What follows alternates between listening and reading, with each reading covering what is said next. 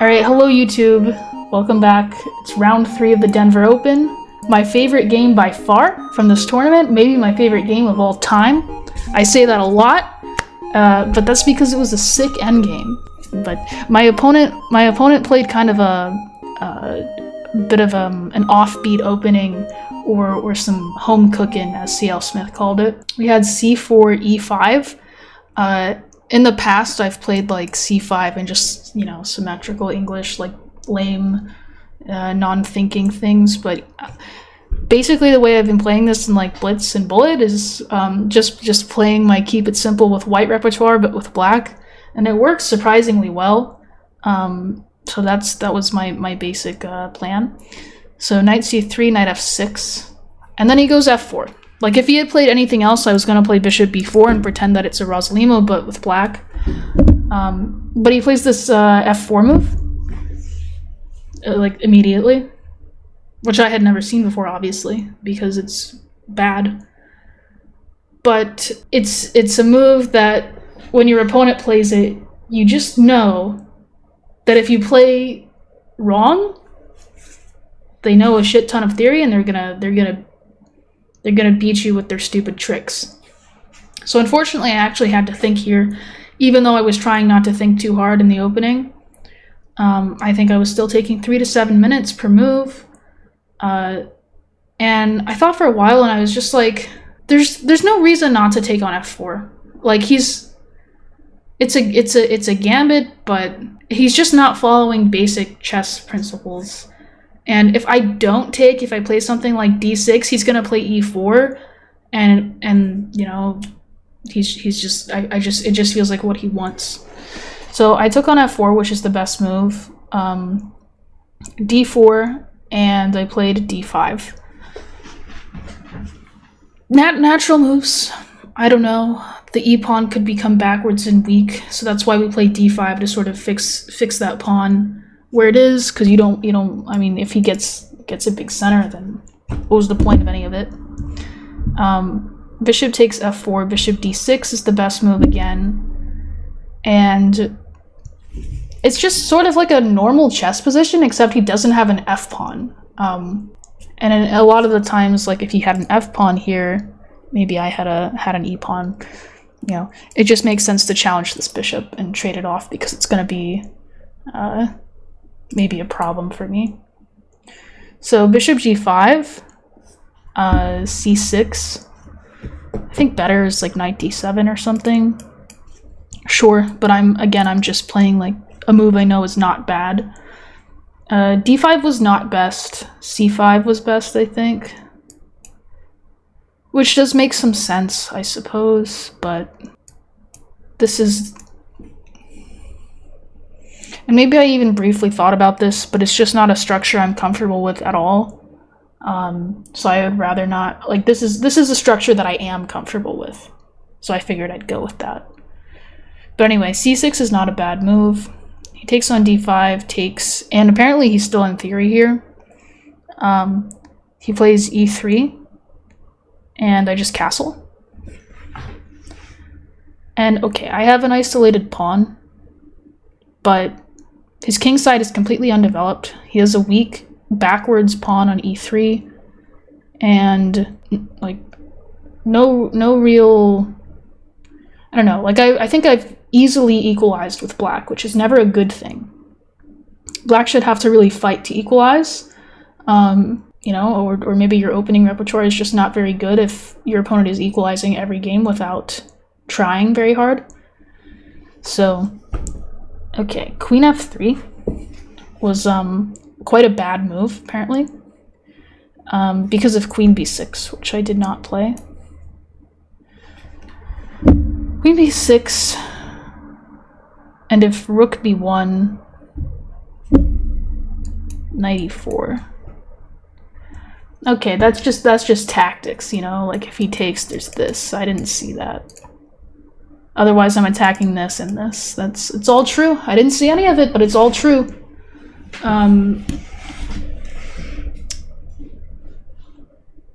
Yeah, I was playing, but I probably played knight d7 like semi-instantly. Bishop d3 is fine. And then I go queen a5, which is the best move here. Okay. It's just a weird position. Even if you just see bishop b4 instead of queen a5, it's enough. Indeed. It is true, there's no development. So I play queen a5 here, and I'm seeing the things here. I probably, without thinking, just developed a piece. Unfortunately, that was what I was doing this tournament. I mean, it was a good experience, I guess. I'm still a little bitter about, I don't know. It's fine. It's a skill issue. I need to stop making excuses. But okay, he plays knight e2. And I play knight e4, which is apparently best. I remember thinking this was maybe a mistake. Bishop f4. Bishop f4, bishop takes f4 is best. What was my reasoning for this? Well, I mean, I'm not going to move it away. I don't want to go backwards. I was okay with trading it off previously, so why wouldn't I be here? Okay, queen takes f4. And knight df6. Castles. And bishop g4 was my mistake, maybe. Bishop b4 instead of f4.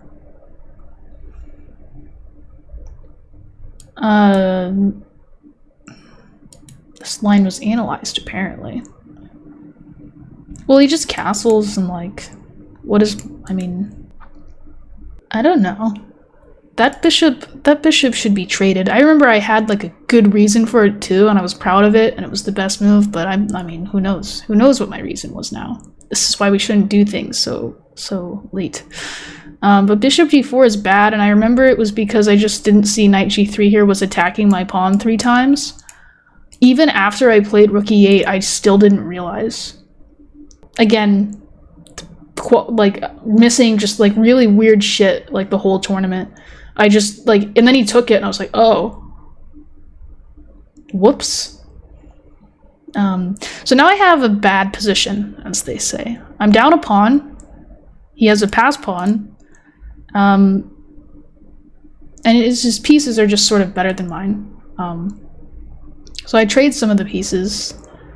I play bishop h5. He goes knight d6. Rook e6, sort of forced. And then for some reason he doesn't take on b7. I think if knight takes b7, like something like queen d2, and but then there's rook f2, like it's just not a very good position. I don't even have like this move because of knight c5. I mean, like I don't have time to tempo the knight. So it's just bad. But then he went knight f5, and I was like, oh, okay. Very weird move. Like, he's not attacking me here, but maybe he thinks he is.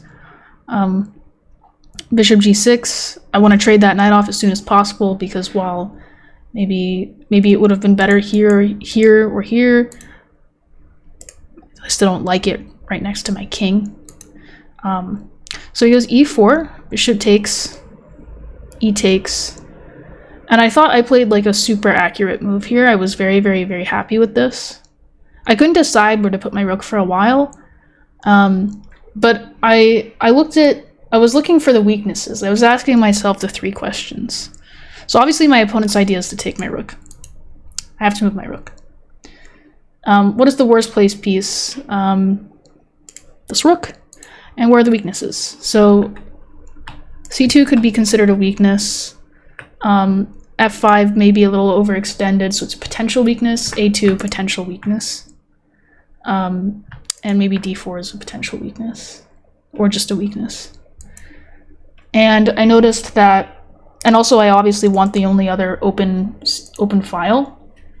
So I play rook c6 because now neither rook can come to c1 to challenge me, because if he uses the a rook, I take on a2 at some point, and if he uses the f rook, I take, and again, he can't take with the a rook because the a2 pawn hangs. If he takes with the queen, then the f pawn hangs. And I was like, cool, like maybe this position isn't even so bad, especially if I get both rooks on the c file, like feels amazing. So he goes queen e4, and I'm already like, my position is not even bad anymore, it's just equal. after rook c6.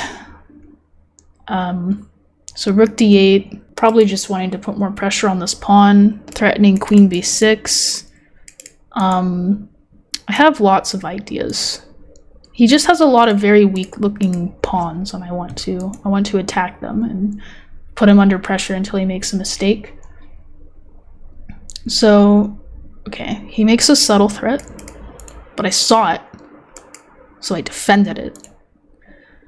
And then, sorry, I was reading the notes that were put in here. $6. Okay, there are notes here by the commentator. He played f6, which I guess is okay, but I remember thinking that it was very unnecessary. I was sort of happy to see it because I don't think he's keeping that pawn long term, and now the only really dangerous thing I have to deal with is the d4 pawn. So I play rook e6, you know, as a test. He has to play rook b1 or I mean queen b1 or queen h4. Queen b1 probably the inferior choice because it's just less active. And then I take on f6. He plays queen e4. And here I had rook takes d4 as an option. Because if queen takes, then I take on e1. I remember thinking about it for a while. Or maybe I didn't think about, maybe it was, what was wrong with this? Nothing? Why didn't I do this? It was something to do with these, like, pawns I felt were weak and I wanted queens off. Like queen e3.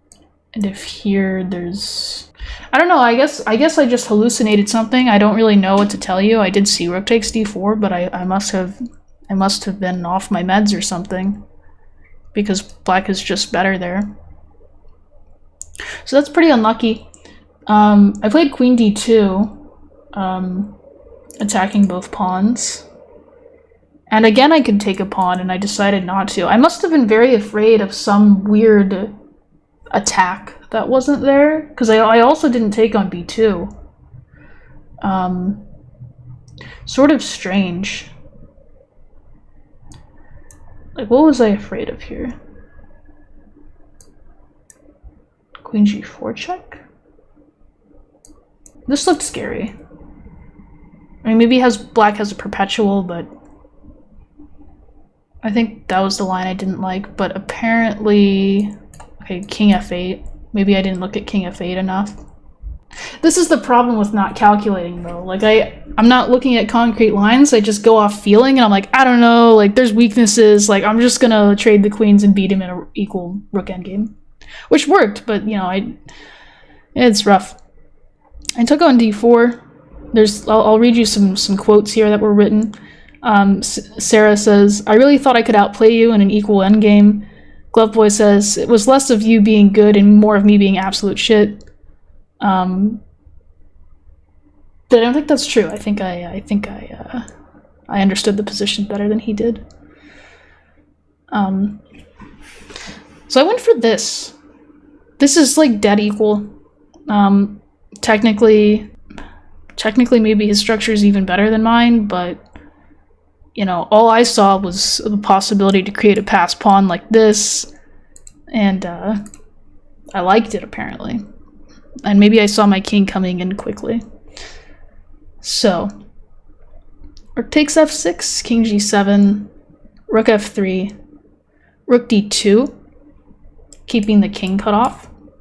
Now every one of these moves I'm playing, like, they all have a purpose. And I think that's why I ended up winning this game. I don't think black can lose this. I don't think white can lose this either, but, you know, they did. But every move I'm making, it has a point, and it's testing my opponent. So every single move, they're having to, like, keep thinking and be annoyed that I'm declining every draw that's being offered.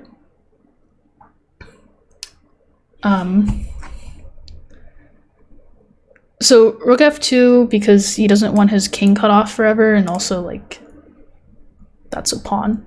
Probably better was rook b3, honestly, and then b6.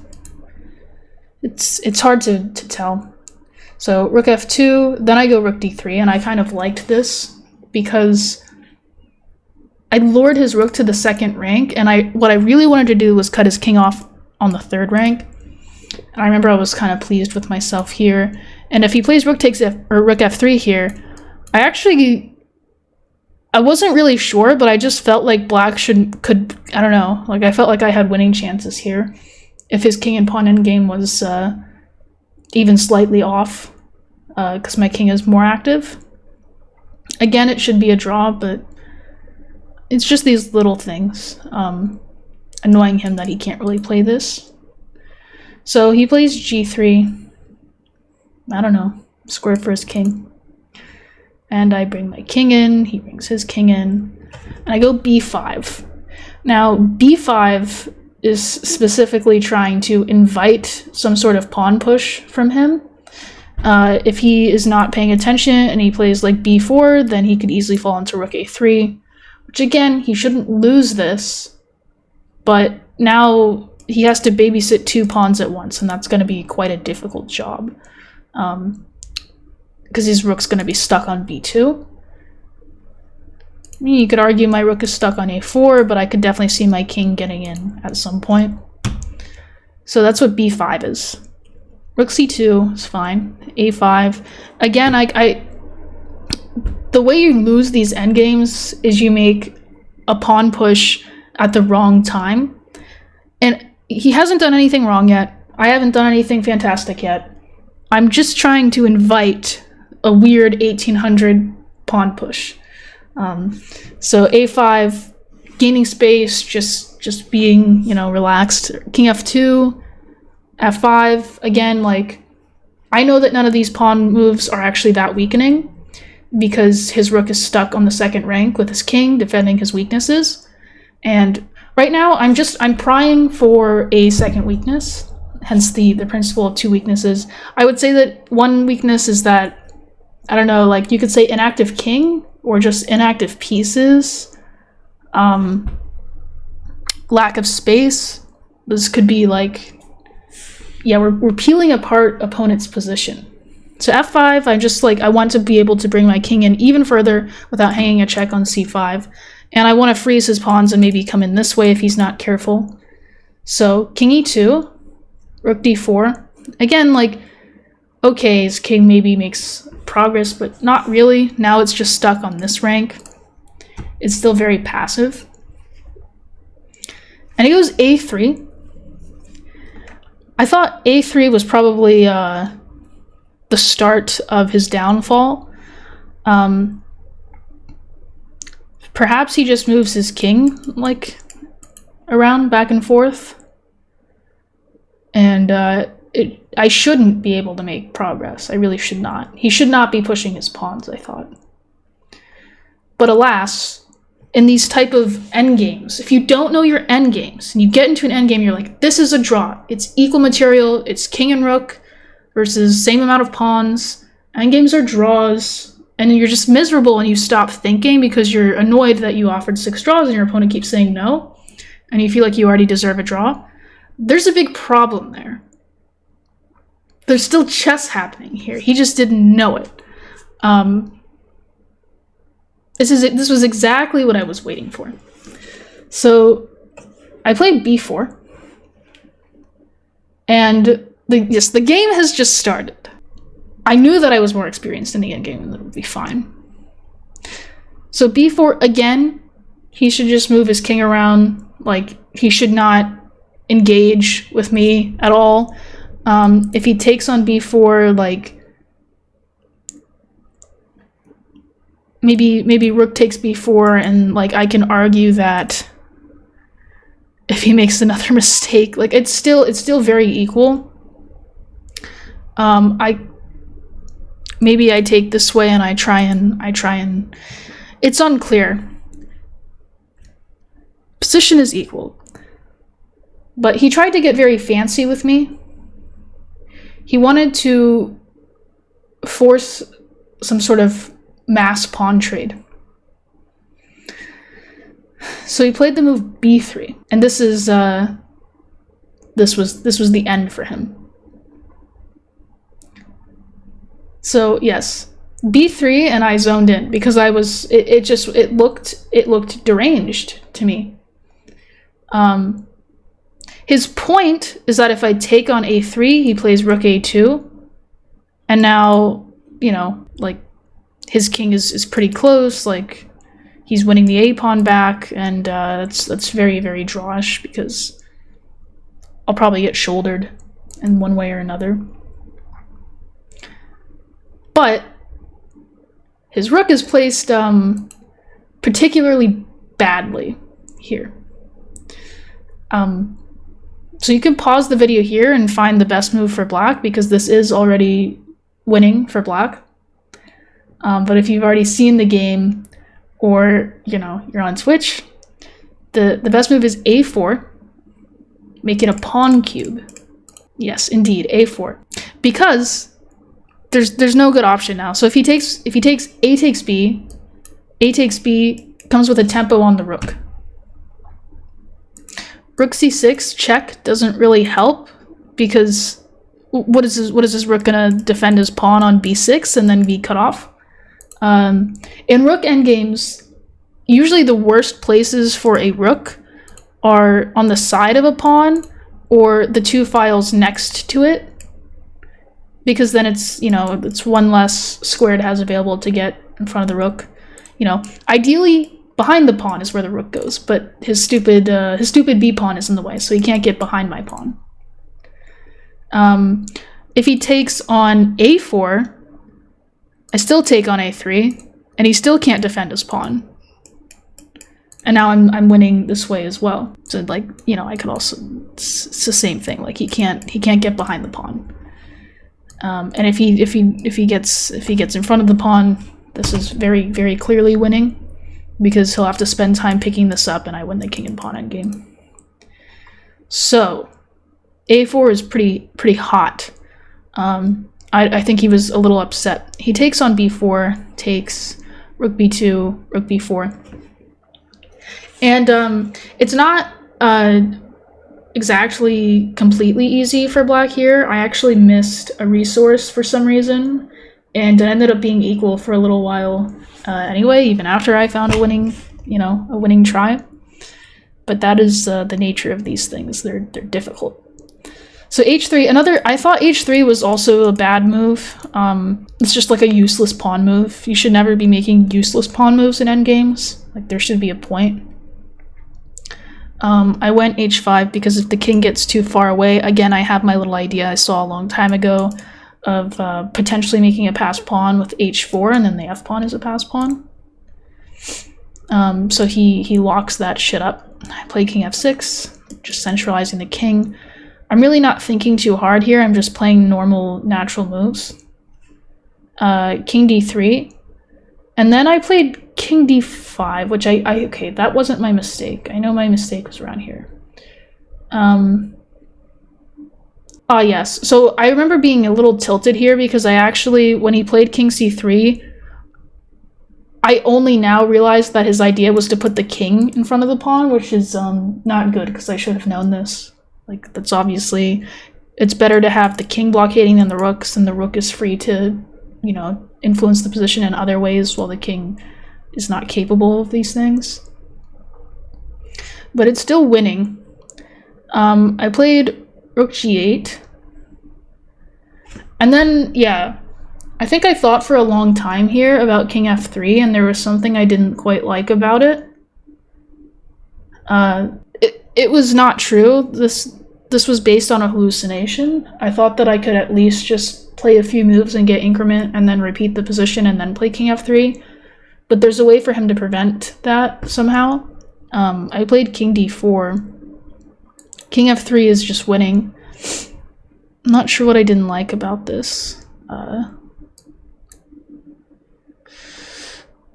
It's unclear what I didn't like about this. Because I'm winning this pawn. I'm hanging on to this. It's very, very strange why I wouldn't play king f3. Because why wouldn't I play king f3? Rook e1. Rook g3. I can't even take on b3 because of king f2. So what was my deal? I think, again, maybe it wasn't even calculation. I think I remember I have a little PTSD. Maybe it doesn't apply with a rook pawn and a bishop pawn, but I played a game many years ago, like 2018 maybe, where I had 2 extra pawns in a king and pawn, or a king and rook endgame. And apparently it was a theoretical draw, and because there was no way to prevent my opponent from getting a super rook, and I didn't know this. And when he got the super rook, I was like, oh, I made a mistake, but there was no mistake, it was just a theoretical draw. So I think, but my king is just way too far away for that to happen. So that was silly. I wasn't saying that king f3 was bad, I just wanted more increment to think about it. Because I just remember being so upset that I lost, or that I drew that game, because the person I was playing was a lot higher rated than me. And everybody was watching. I was very sad. So that's why I didn't play king f3. Like, I wanted more time to think. And I thought that I would just triangulate, gain time, and go back. But the problem is if I go king e4 here, of course rook e2 is a terrible mistake, because then king f3. But he can go rook f4. And my f-pawn is an issue. I don't even remember how I saved this. I went rook b8, and he needs to play rook f1 or rook f2. What he did sort of allow what I was hoping for. Oh, okay, I remember. I calculated all this shit. So at this point, I was feeling like maybe I made a mistake, and I was kind of upset, and I had to look really, really hard for a win here. Or at least a winning try, because there is no win, because I did mess it up. And I did end up finding something very cool. So I played rook b8, because obviously this king and pawn endgame would be winning for me. He plays rook e3, I bring my king in with a tempo, and then I go rook b5. And this was my idea. Now I'm defending both things, and I can go ahead and try to bring my king in once again. So white only has one move to maybe save this, and it's still unclear if he's holding on. I'm not sure I understand it. Okay. So rook c3 is the only move to try and hold on. And the point is to go rook c7 and get behind the pawns, or get behind the king at least, so that if I try king f3, maybe there's rook f7, I'm assuming, or rook g7. Rook g7 is better. So that's what he should do. And this is like a normal like rook and pawn endgame principle that if he's studied, and he's like, maybe I should just get my rook behind the pawns. And it sounds so simple, but it's true. That's what you should do. My opponent, however, let my king in. And this is what I was hoping for. And I saw this concept from far away, but now I've gained a tempo, essentially. I need to be able to play king e2 when his rook is on f4. So I have to waste a move. I have to triangulate. So I played, oh, apparently that I'm lying. I thought I had to triangulate. I thought he would go one of these squares, and then I would be able to play. If he went here, wait, hold on, bear with me. Oh, okay, sorry. Cut. This is what happened in the game. I played king d3 here. He should play rook e1 and cut me off. And then he can just keep going back and forth here. So that was pretty dumb for me to miss that. I'm kind of surprised I played that. But anyway, I saw rook d5 from afar. I wanted king on e2 in a specific position, but I don't know exactly what my thought process was. Basically, I don't know what the hell king d3 is. I don't know if this analysis, if this was input correctly, or if I actually played king d3. I don't know. Apparently I did. But then eventually I played rook e5, and the point being, king takes b3 fails now to rook e3, and if he goes up, obviously I have rook e4 check, just trading the rooks, and the king and pawn game's winning. But even if he goes back, it doesn't matter because I have rook f3, and he either has to step away from attacking my f pawn, so I can take the g pawn and be winning, or trade, and I'm winning that too. And it was bothering me because CL Smith said that they were saying rook f3 would have been a nice finish, but rook e4 is like equally good, so that bothered me. And I liked the aesthetic of having a different response for different king moves. That's what I liked. So anyway, rook takes f4, and then we have he's out of squares. He has to stop defending his pawn. Cheesy Gazebo. You need to shut the hell up. I saw rook f3. Who plays rook e5 if they don't see that coming? Like, how would you ever play rook e5 if you didn't see this? Because otherwise you're just hanging a pawn. You know? Like, who would do that if I didn't see rook f3? Idiots. Anyway, that was the rook endgame. It was so fucking hot. I was so happy. I am triggered that why did I play king d3? I don't understand. What was... Okay, I mean, let's make some excuses. I was playing for like 6 hours, and I had no time, so I must have just hallucinated some line that didn't exist. And that's why I can't think of what it was, but I had a reason.